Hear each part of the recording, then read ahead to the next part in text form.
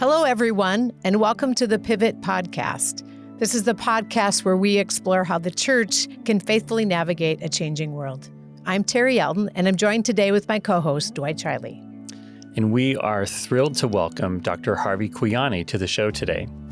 Dr. Kwiyani brings a wealth of experience and insight at the intersection of mission, culture, and church renewal. As a Malawian missiologist and church planner who has spent 2 decades working across Africa, Europe, and North America, he has a unique perspective on how the church can live into its multicultural calling. Dr. Kwiyani directs the Center for Global Witness and Human Migration, a collaboration between Missio Africanus and the Church Mission Society in the UK. His research, writing, and practical experience in African Christianity and diaspora theology challenge us to listen deeply to how God is at work through diverse Christian communities. Harvey, welcome to the Pivot Podcast. Thank you, Dwight. Thank you, Terry. Good to be here. Good. Well, let's start with just getting a little bit about your own personal journey. What you've experienced really is a reflection of some global trajectory of Christianity today. And so I would love for you to kind of talk about your own personal journey of study and working at this intersection of mission and African Christianity. Thank you. My story really begins back in 1861 when David Livingstone brought the university's mission to Central Africa, to my village in southern Malawi. They would make it their mission station, so it becomes the first British mission station in Central Africa. My great-grandparents, my ancestors were already in the area at the time. And so pretty soon, some of them were converting to Christianity. We know for sure that in the family, one of our great-great-grandfathers was one of the first converts because he actually was taken by the missionaries to come to Scotland for education. I've been to the school where he went in 1885 and spent 3 years there, returned to Malawi at the end of 1887, and was one of the key leaders in the early Presbyterian church in Malawi. So that story is a personal story. It's a story of my people. It's a story of my village. But it shapes me growing up in that village. It means that I grew up with an awareness of mission and mission history, with awareness that, my people take a lot of pride in the fact that they live at the first British mission station in Central Africa. That means a great deal to them. But Christianity continues to spread and thrive around the village. Being raised up with that story, I knew that I would be involved in mission at a very young age.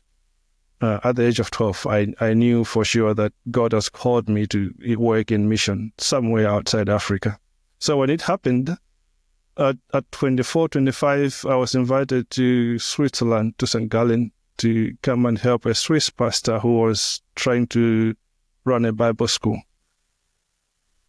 I did that. I was required to learn German, so I moved to Germany, spent a year in German, learning High German, and returned and decided to stay in Austria, Bregenz, across the river from St. Gallen, and really loved it, enjoyed it.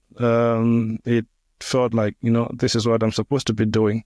That led me to come to the UK, do a master's in missions, and then come to the US, to Luther, to do my PhD, which I really enjoyed. And after that, I came back to the UK, where I have now worked for 11 years now. Most of the time at Church Mission Society, CMS in Oxford, but I did a 5-year teaching stint at Liverpool Hope University, where I taught African Christianity and African theology.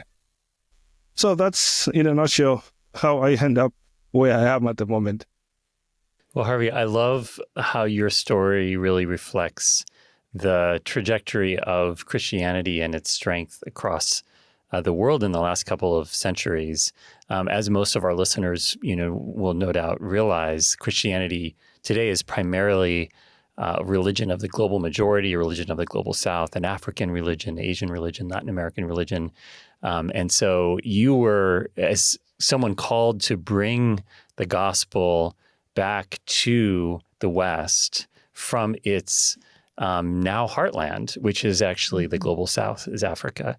So reflect with us a little bit on how that's shaped your understanding of mission. The fact that David Livingstone spent some time in my village really means a lot. But then the fact that somebody can come from that village and end up working in mission in Minnesota and in Liverpool is just a story that, there's no way somebody could have foretold this. It's God at work. But it's a story of many other people. I've met many other African, Asian, Latin American Christians who tell similar stories. The missionaries came to their villages, converted some people. 20, 40, 50 years later, it's people from those villages that are bringing the gospel back to the West. Here in the UK at the moment, we know with some certainty that where the church is growing, it's mostly through migration. It's migrant Christians who are helping the church grow in the UK. For a long time, it was African Christians. For the past 3 years, it has been the Chinese churches because of the people who are coming from Hong Kong to the UK. But that actually really, in the context of Europe, it really seems like it's the future of European Christianity. That without migration, European Christianity would really struggle to thrive. Just as an example, I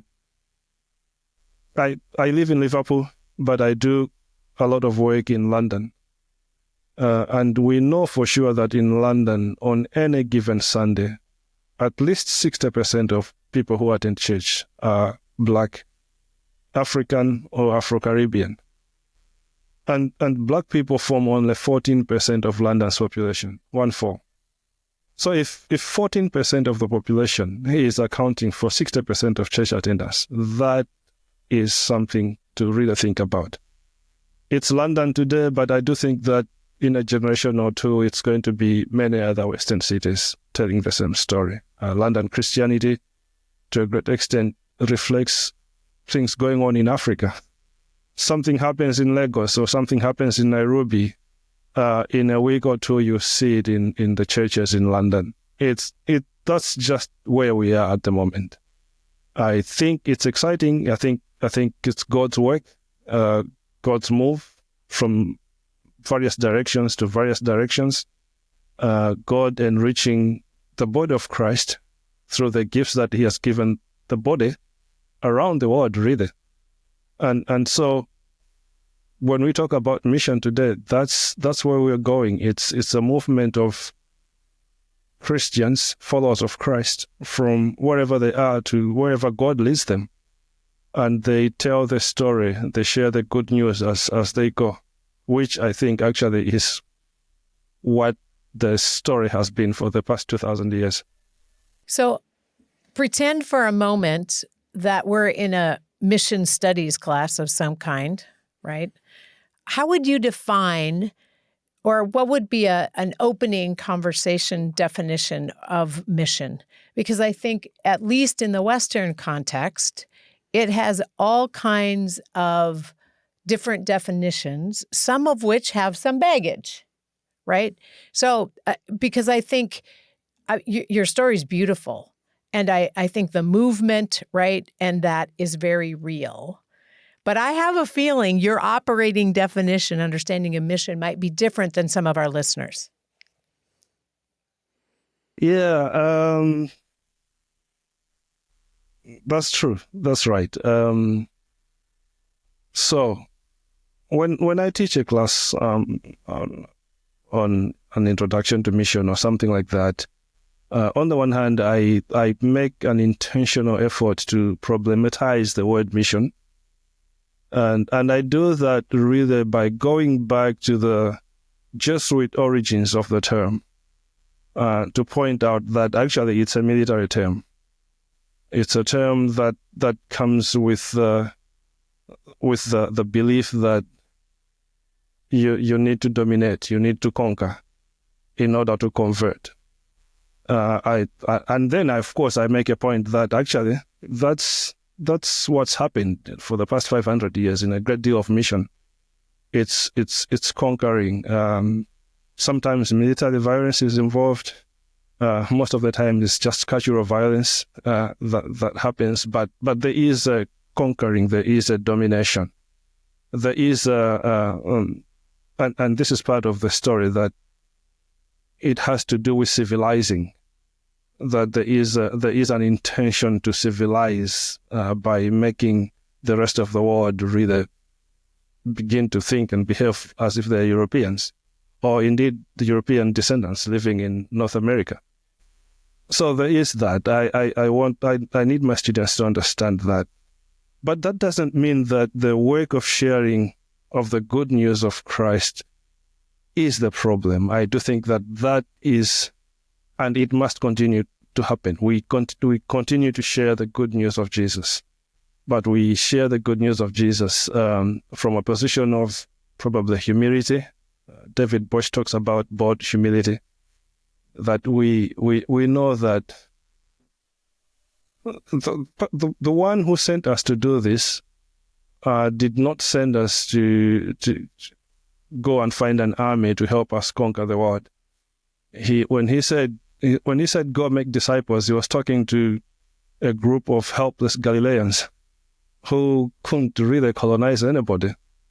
And I do think that that's a posture that we need to engage in mission with. But so if we are doing it like that, then it becomes possible for us to begin to appreciate the fact that for a long time, it's simply been Christian migrants sharing the good news as they go along their journeys, along the trade routes of the world. The history of mission agencies is really, at least here in the UK, is 200 years old. Before William Carey, people didn't really talk about mission the way we talk about mission today. People did not talk about mission agencies. I work for Church Mission Society, started in 1799, and many other mission agencies that started around that time. And therefore, that story, the story of mission and mission agencies, is 200 years, 250 years old. For the rest of the story, right from the beginning, it's simply been Christian migrants most of the time, just taking the gospel with them as they travel, as they move around the world, mostly as economic migrants, right? Even the celebration that we do nowadays about world Christianity, that Christianity is existent in every country in the world. It's a result of European migration. Mission agencies play only a small role in the spread of Christianity. It's the 6 to 8 million Europeans who moved from Europe in the 1800s to go and live in Minnesota or in Argentina, in South Africa. It's things like, there's diamonds in Zimbabwe, let's go. And there's land in Montana, let's go. And as they leave Europe, they carry their Bibles with them. And that becomes the seed upon which what Christianity emerges. So if we think about mission not as the conquer, dominate, civilize model, but really as just ordinary people sharing the good news of Jesus as they move around the world, then it becomes possible for us to appreciate the current trends of Christian migration around the world, really.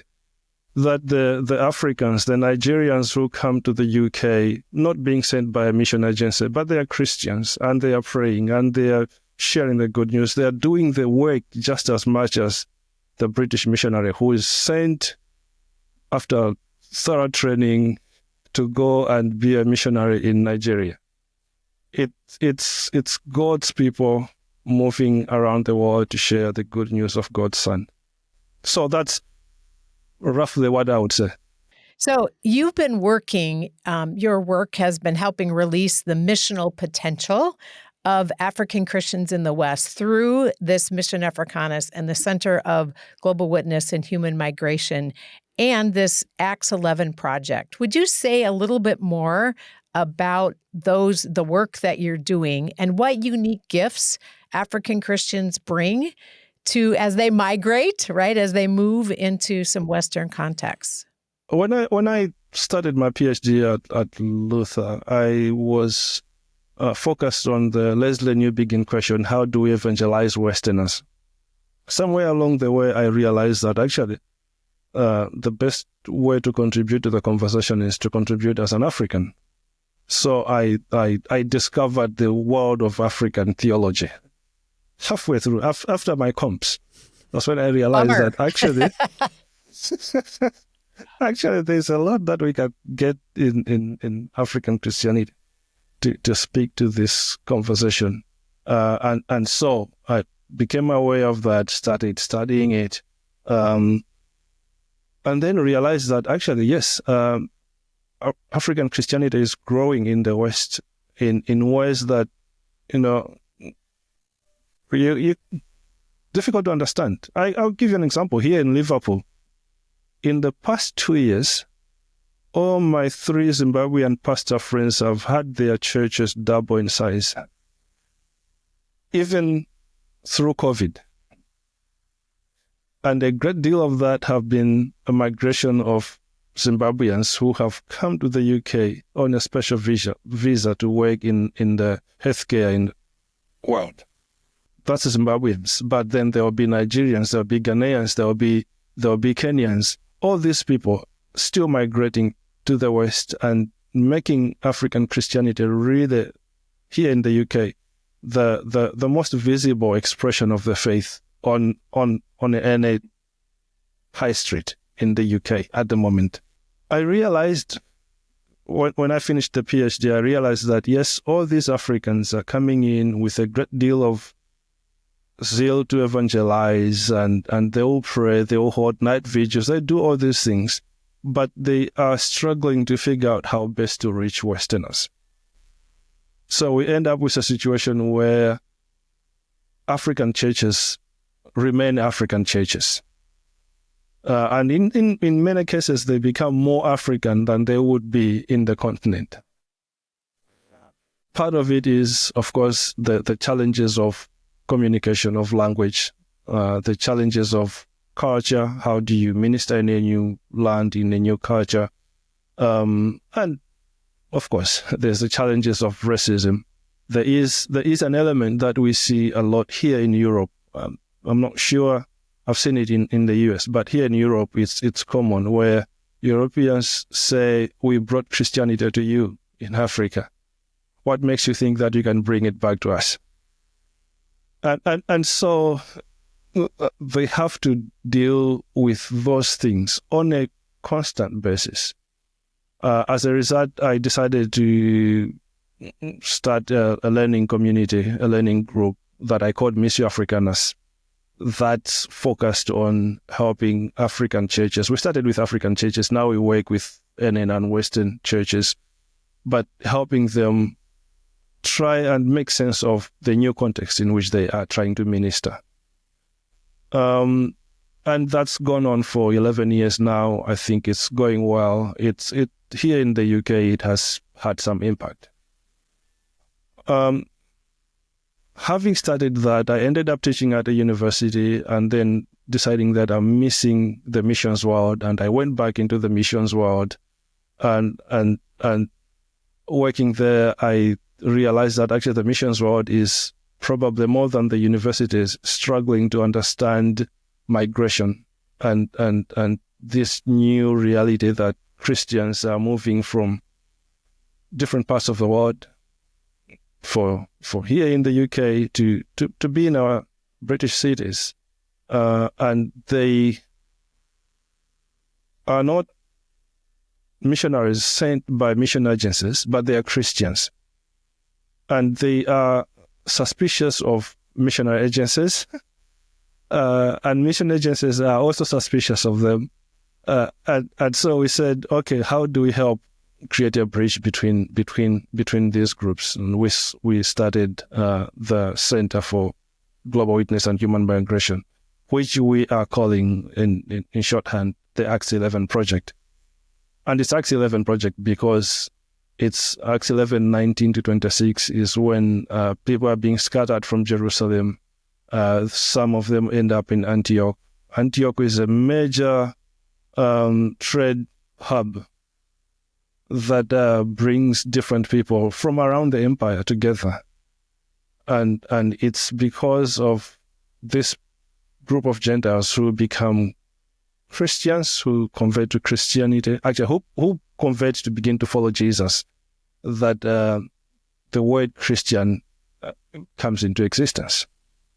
And that story in Acts 11 cannot be told without migration. It's migration that makes the story happen. It's Luke says it's the diasporic Jews. It's the Jews who had been born in the diaspora outside Palestine who had the courage to evangelize Gentiles. And that work would then lead to the forming of a worshiping community that would become Christians. And so we're trying to reclaim that story for the global church to begin to think about Africans migrating to Asia, Asians migrating to Latin America, Latin Americans migrating to Africa and Europe and all the place. And as they migrate as Christians, as followers of Christ, they ought to understand themselves as people who can share the good news and disciple others wherever they are going. They don't. If we take the identity of a missionary as has been for the past 200 years, a Westerner who goes to work in some remote place in Africa, these Africans are not going to identify with that. They will actually reject that identity. But they have something in them that they can use to evangelize and disciple people wherever they go. And so it's encouraging these people, helping them understand that, yes, they have something. They have a role to play. They are not just economic migrants. They bring their Bibles, they bring their prayers.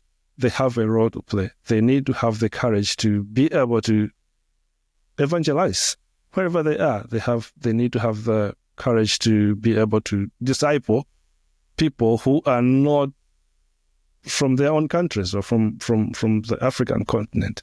And that's what the two projects do. Missio Africanus provides cross-cultural training, and the Acts 11 Project, Center for Global Witness and Human Migration, focuses on the subject of migration for the global church, to release the whole of the global church to take part in the whole of God's mission in the whole of God's world. It's so rich to think about the biblical origins, if you will, of this whole way of imagining mission. And it would seem like the Holy Spirit is doing something really amazing in bringing migrants who have a very active and committed Christian faith, a very passionate Christian faith, into the mix of societies in the West that have lost that active, passionate faith, whose Christian identity has been so diminished and secularized. Talk with us a little bit about both the promise of when that kind of exchange goes well, but also some of the frustrations and missed opportunities, because it seems like those gifts aren't necessarily being received all the time particularly well. And I know it can be quite hard for African Christians who do want to even connect in Western churches to be received, to have their spirituality and culture welcomed, and then to lead and have power as well. Yeah.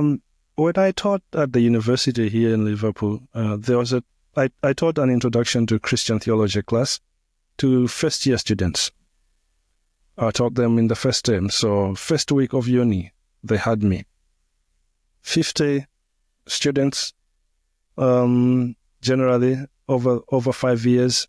So I had 5 groups of 50 students each year taking the course.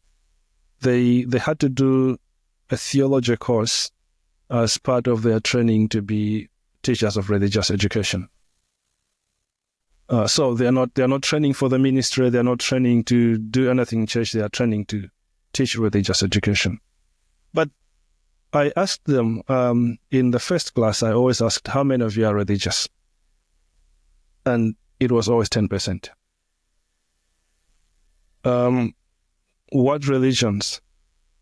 Of the 10%, half would be Christians, half would be following some Asian religion.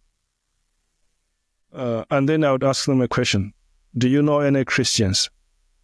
And everybody in class would talk about the Nigerians or the Ghanaians or the Koreans or the Chinese or the Brazilians, to a point that I got to a place of thinking that for this generation of young people in northwestern England, many of them don't think that Christianity is a religion that has been identified as a white man's religion. They think of Christianity as a migrant religion of black and brown people. And of course, some of the children would say, some of the students would say, "I don't know any Christians in my generation. I don't know any Christians in my parents' generation. I don't know any Christians in my grandparents' generation. I am a fourth generation pagan." All right. Now, if you had taught the missionaries 50, 70 years ago that the problem for us as Africans coming to Europe would be to keep our children in the faith because of the secularization that's happened in Europe, they won't believe it. But that's where we are. And that's where African Christians are coming to play a very significant role. I do believe that many of them struggle. Many of them don't really make it to be able to share the gospel with white British people. They want to, but they just find it difficult. Too many factors to negotiate. But they pray for this country. They pray for their cities. I've been around here for more than 20 years. I've met many African churches in Germany, in Switzerland, in the UK, in the US.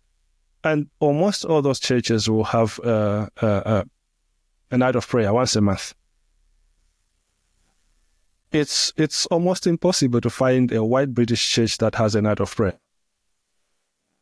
But for the Africans, all churches I've seen, at least once a month, at least probably on the last Friday of the month, everybody is having a night of prayer, praying for their cities. I do think that is a gift that they bring.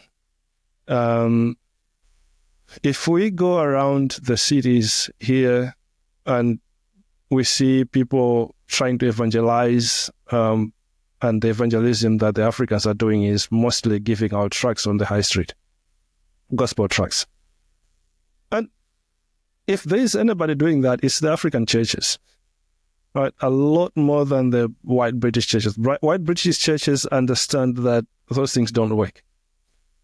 The Africans come in with the zeal, with the faith that, yes, we know that it doesn't really work well, but we will still do it because we need to do something, right? And again, that's helpful. That works.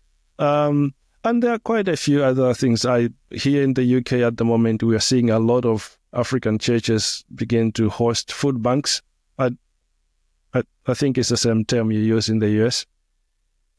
Yeah, so many African churches are beginning to get into social work and social mission. So doing things that actually make a difference, a practical difference in people's lives. So yes, food banks, clothes shelters, in homeless shelters, or things of that sort. Africans are beginning to get into that. They know that many of them cannot share the gospel verbally, but they will do something that will communicate that there's something happening here. But the there's still a gap, and the gap is simply because, as I said, many African churches are attracting fellow Africans. And I think the same can be said of Asians, the same can be said of Latin Americans. And while these migrants really want to reach beyond their own people, that's becoming, it looks very, very difficult. And then the next stage becomes, how can we worship together? How can we work together? How can we form multicultural churches together? And again, that's a conversation that's gained traction here in the UK at the moment. One of the most fashionable things to talk about in church is intercultural church, because people are trying to figure out how best do we do this together. They realize that it is important that they worship together, that they witness and do a mission together. So that's becoming a thing. Where it works out well, there will be things to think about in terms of sharing power and identity of the people that are seen in front of the church on any Sunday. That has to look like the congregation, really. So if we want Africans and Asians to stay in the church, we make sure that Africans and Asians are actually present in leadership, present in the worship team. They are sharing everything that the church does. And where that happens, it works out well. Now, where it gets difficult, it's mostly because, and this is, I think, is a critical issue for Westerners. A great deal of Christianity that has exploded around the world leans towards Pentecostalism. And here in the UK, I think probably better than in the US, but here in the UK, Pentecostals are still very much at the margins of the Christian landscape. They are still very much suspicious. They come in and they preach prosperity gospel, so don't let Pentecostals show up here, and all those things. And that's it's those theological conversations that create a lot of problems that make it difficult for people to work together. And I do think that actually, yes, there will be excesses in everything, but if we sit down and engage in a good theological conversation between Western mainliners here in the UK, we see it on that all the time, between Western mainliners and African Pentecostals, there are a lot of things that we can share with one another that will enrich both our theological convictions and enrich the body of Christ as a whole. So I as much as I can, I try to encourage my Western friends to not really be afraid, engage the Pentecostals and hear what is it that makes them believe and behave the way they do. Most of the time, it's going to be a conviction about the Spirit. Because most African Christians, most non-Western Christians really, live in a world where the Spirit world is still a reality. Right? We haven't really been affected too much by the Enlightenment. So we live in a world where it's normal for the spirit world to break through into our physical human world. It's normal, it's expected, it can happen at any point in time. I think when Christianity crosses the cultural barriers to find itself in places where people believe in the spirit world like this, it takes the form of Pentecostalism. And I think that then becomes something that can speak back to my Western friends who read the Bible in a way that's been shaped to a great extent by the Enlightenment, and they struggle to see the Spirit where we see too many spirits. That's just one of the gifts that the Africans bring to the table. Let me pick up on that, because one of the things that we are wondering about is, from your African approaches to leadership, as you think, or leadership development, are there things that Western churches could learn like that, right, as they think about developing leaders? I think first and foremost, if you to learn this from African Christianity, the first thing that you will hear is that leadership is a spiritual endeavor. So you don't lead without engaging the Spirit. That is the Spirit that makes leadership. It's not the knowledge that you can get in books. It's not all these things. Talking to African pastors, they'll tell you that it's more important to spend time with God and spend time with the Holy Spirit than it is to do anything else. And that allows you then to be a good spiritual leader. Now, I think that, again, this is coming from my people who see spirits in everything. But I think there's some wisdom there. I think there's some sense there that where you start with leadership is really doing the spiritual things, engaging the Spirit first. And once you engage the Spirit, then you have the power, the right to speak to God's people.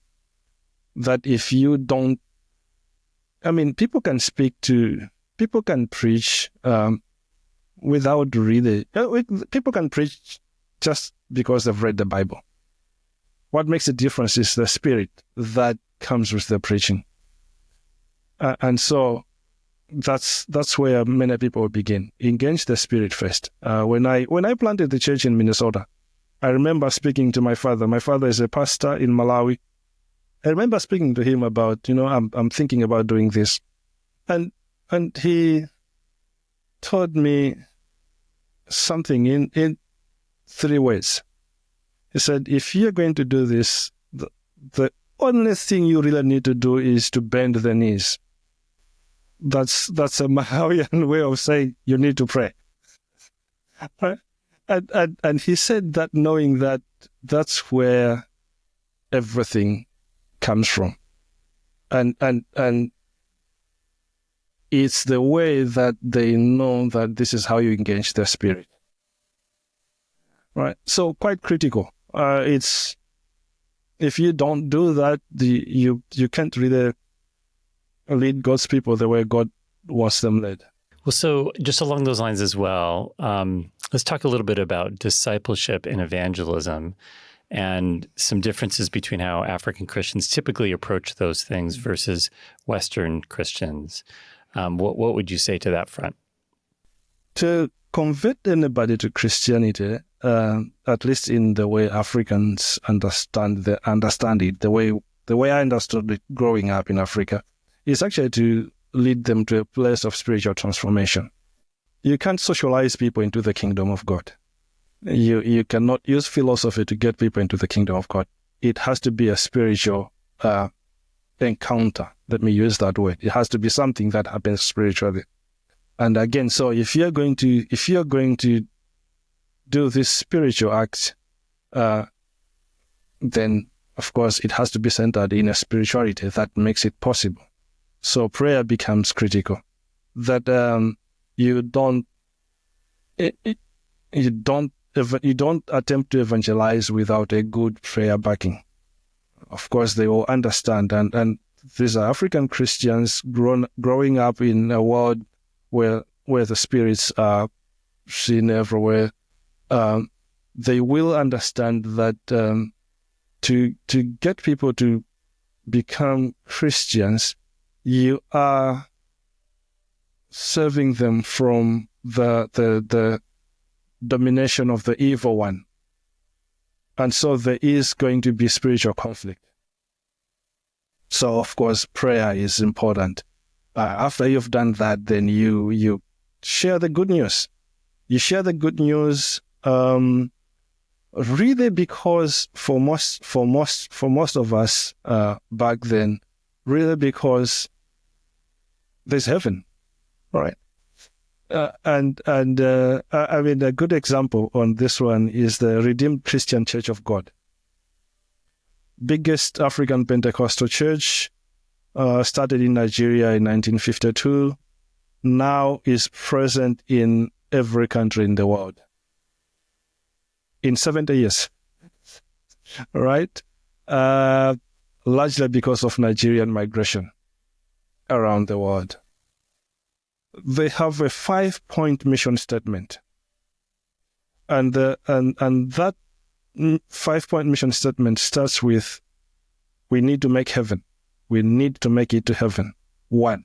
Point number 2, we need to bring as many people as we can. All right? So, and that really shapes the way you do your faith. You're focused on heaven, whether it's going to be somewhere up there, but you're focusing on there's going to be a judgment day. And when Jesus judges us, I want to be one of the people that he chooses to go with him. But I don't want to go alone. I want to bring with me as many people as possible. So that that does not really depend on some professional missionaries, so to speak.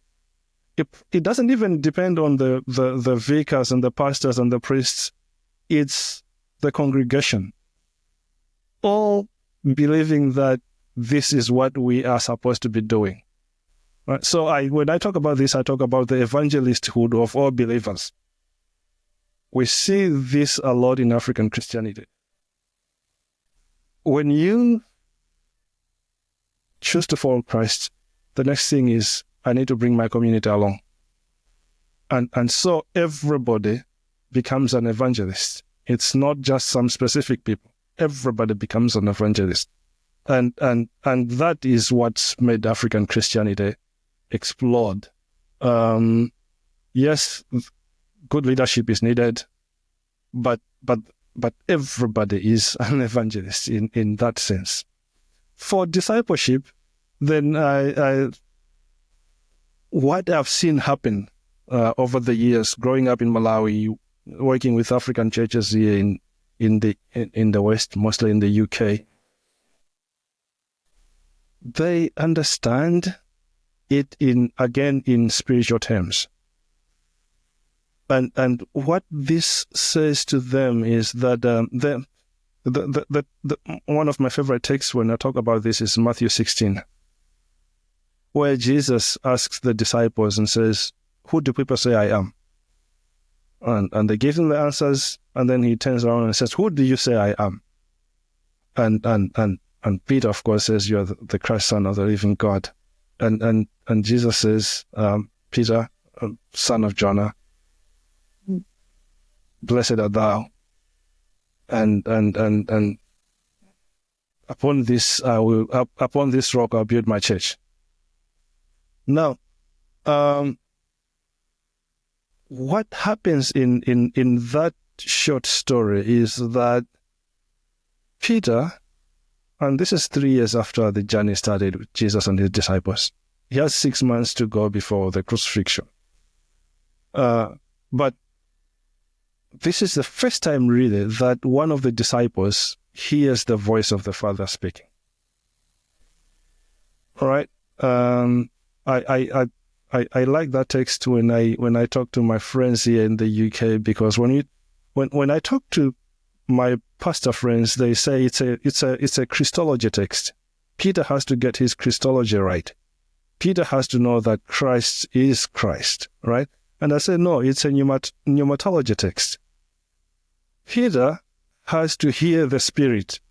Peter has to hear the voice of God. Peter has to hear God to know that this is the Christ, right? And really, that's discipleship for African Christians. It's getting people to a place where they can hear the Spirit, or getting people to a place where they can hear the voice of God.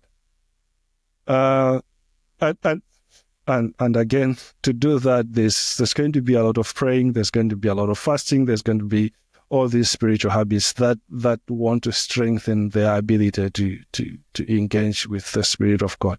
That, in a nutshell, is what African Christians will understand as discipleship. Now, when they try to do that with a Westerner, they need to move so many steps so that they can communicate in ways that the Westerner will understand. But it happens once in a while, and it works, and it works out beautifully. But it's just a different way of reading the text, a different way of interpreting what's going on here. That actually is not necessarily better, but it's something that can enrich and be enriched by theological conversations with other Christians. I want to end with giving you a chance. You have written several books, including a forthcoming one called Decolonizing Mission that's published by SCM Press. Can you tell us a little bit about that book and when it might be coming out? So Decolonizing Mission really does what the title says. It wants to help us think about mission in a post-colonial world. It wants to help us think about mission in a world where actually there are more Christians in Africa than there are in Europe.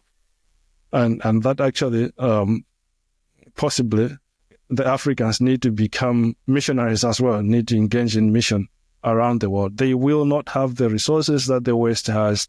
But they will migrate. And as they migrate, they carry the faith with them. So they need to engage in God's mission. So we need to think about what does it mean to engage in mission in a post-colonial world? What does it mean to engage in mission without colonizing people, without dominating, without seeking to civilize, without negating their cultures so that they can adopt your culture, and so that's so 20th century. It's the 21st century now. We can do better. So what I do in the book is really to go back. I spent some time looking back at the history of mission, and just going back to say, actually, this is not what it has always been. This story really begins in the 1540s with the Jesuits, and we end up where we are now. It's been 500 years. It coincides with the Spanish Empire, the Portuguese Empire, the British Empire. Now, of course, we can talk about the American Empire.